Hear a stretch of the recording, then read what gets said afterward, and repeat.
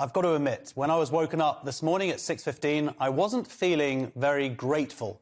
Seeing 2 days of wrapping instantly undone in a whirlstorm of tearing paper with no one noticing how hard I'd worked on getting the corners perfect and all the gaps taped down didn't exactly improve my mood. But then something magical happened.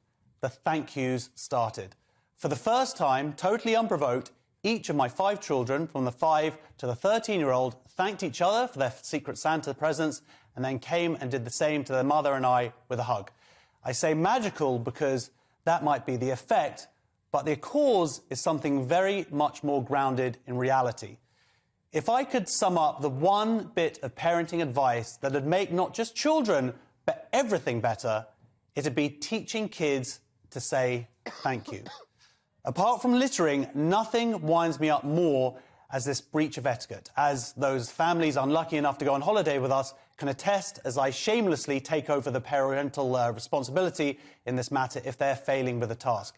It's a habit that has to be ingrained from the very get-go, with ever-constant reminders, because as we move out into the world, it affects our entire outlook. Indeed, it establishes our very relationship with the world. Without gratitude is entitlement. And whilst that may work well for the entitled, it has an adverse effect on those around them, people and resources being just things to be used up and discarded once they've got what they wanted. On the other hand, expressing gratitude is the recognition of our connection to each other, that we are dependent on one another, that we need each other. It's a recognition of what we've got, what we've been given, and how we got it, even if well-earned. If you're spiritually inclined, expressing gratitude to your particular deity is the recognition for the many blessings that surround us, blessings that we might otherwise take for granted. Now, I recognize that there are many out there in the world, even many of you who are watching today, who might not be feeling particularly blessed right now.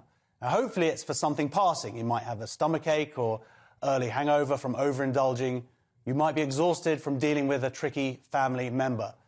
But I'm sure that you can still find something to be grateful for. And hey, here I am working on Christmas, but I'm thankful for a job that I love. I'm thankful for being given a voice. I'm thankful for health and a wonderful family who are healthy.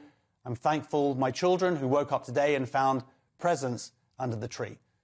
I'm thankful to the team here, also working on Christmas Day to create a fun few hours for us. Mark, Rebecca, Sophia, Jack, Maria, Steve, Ark and Megan directing, Carl in social media, Tatiana, who's been working 14-hour shifts bringing us the news over the last couple of days.